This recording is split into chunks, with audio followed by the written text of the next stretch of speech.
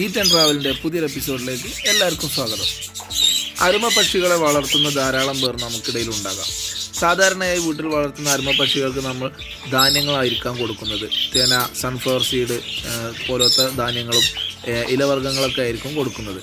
അത് അവരുടെ ആരോഗ്യത്തിന് അത്യാവശ്യമാണെങ്കിലും അതിലേറെ ഒന്നുകൂടെ പ്രോട്ടീൻ റിച്ച് ആയിട്ടുള്ള ഫുഡുകൾ നമുക്ക് കൊടുക്കേണ്ടതുണ്ട്. അങ്ങനെയുള്ള ഒരു എഗ് ഫുഡിനെ പറ്റിയാണ് ഇന്ന് നമ്മളിവിടെ സംസാരിക്കുന്നത്.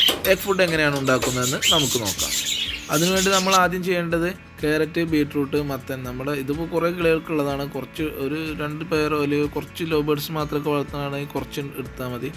ക്യാരറ്റ്, ബീട്രൂട്ടും മത്തനും തൊലി കളഞ്ഞെടുക്കുക. എന്നിട്ട് ഇതുപോലെ ഗ്രേറ്റ് ചെയ്തെടുക്കണം.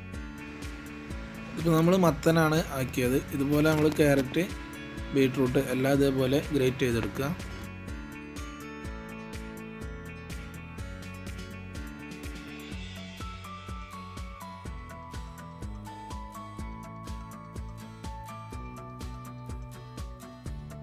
ഇനി നമുക്കിതിലേക്ക് ആവശ്യമുള്ളത് കോഴിമുട്ടയാണ്. പുഴുങ്ങി വെച്ച കോഴിമുട്ട ഇതുപോലെ ചെറുതാക്കി ഇട്ട് കൊടുക്കുക.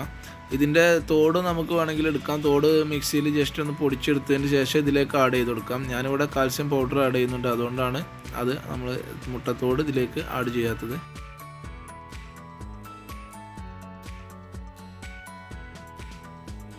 ഇനി നമുക്കിതിലേക്ക് ബ്രെഡ് ക്രംസ് ആഡ് ചെയ്യണം. അതിന് നമ്മൾ മിക്സിയിൽ ജസ്റ്റ് ബ്രെഡ് ഒന്ന് അടിച്ചെടുക്കുക.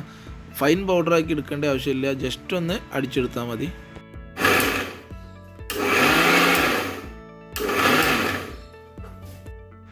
ബ്രെഡ് ക്രംസ് നമ്മൾ വെജിറ്റബിളിലേക്ക് ആഡ് ചെയ്യുക. കൂട്ടിൽ കുഞ്ഞുങ്ങളുള്ളതിനാൽ ഞാനിവിടെ ഹാൻഡ് ഫീഡിങ് ഫോർമുല ആഡ് ചെയ്ത് കൊടുക്കുന്നുണ്ട് ഇതിലേക്ക്. അപ്പോൾ കുട്ടികൾക്ക് ഇത് കിട്ടുമ്പോൾ ഒന്നുകൂടി അവരുടെ വളർച്ച ത്വരിതപ്പെടും. അതുപോലെ തന്നെ പിന്നെ ഞാനിതിലേക്ക് കാൽസ്യം പൗഡർ ആഡ് ചെയ്യുന്നുണ്ട്. ഈ കാൽസ്യം പൗഡർ ഇല്ലെങ്കിൽ കുഴപ്പമില്ല, നിങ്ങൾ ആ മുട്ടത്തോടുണ്ടല്ലോ, നമ്മൾ പുഴുങ്ങി വെച്ച മുട്ടയുടെ ആ തോട് പൊടിച്ചിട്ട് ഇതിലിട്ട് കൊടുത്താലും മതി. ഇനി സാവധാനം നമുക്കിതൊന്ന് മിക്സ് ചെയ്തെടുക്കാം. ബീട്രൂട്ടൊക്കെ ഉള്ളതിനാൽ നല്ല വെള്ളത്തിൻ്റെ അംശം കൂടുതലായിരിക്കും. അപ്പോൾ നമ്മൾ ഈ ബ്രെഡ് ക്രംസ് ആഡ് ചെയ്യുന്നതുകൊണ്ട് ആ വെള്ളം അത് വലിച്ചെടുക്കും. അപ്പോൾ പിന്നെ നമ്മൾ മിക്സ് ചെയ്തതിന് ശേഷം ഇതിൽ ജലാംശം കൂടുതലായിട്ടുണ്ടെന്ന് തോന്നുകയാണെങ്കിൽ ബ്രെഡ് ക്രംസ് കുറച്ചുകൂടി ആഡ് ചെയ്ത് കൊടുക്കാവുന്നതാണ്. എഗ് ഫുഡ് വേറെ പല രീതിയിലും ഉണ്ടാക്കാൻ കഴിയും. ഓട്സ് ഉപയോഗിക്കുന്നവരുണ്ട്, അവിൽ ഉപയോഗിക്കുന്നവരുണ്ട്, ഫ്ലേക്സ് ഉപയോഗിക്കുന്നവരുണ്ട്. അപ്പോൾ പല രീതിയിലും ഉണ്ടാക്കാം. ഞങ്ങൾ വീട്ടിൽ കണ്ടിന്യൂ ചെയ്യുന്ന രീതിയാണ് ഇവിടെ പറഞ്ഞത്. ഇപ്പോൾ നമ്മുടെ എഗ് ഫുഡ് ഉണ്ടാക്കി കഴിഞ്ഞിട്ടുണ്ട്. ഇനി നമുക്കിത് കിളികൾക്ക് കൊടുക്കാം.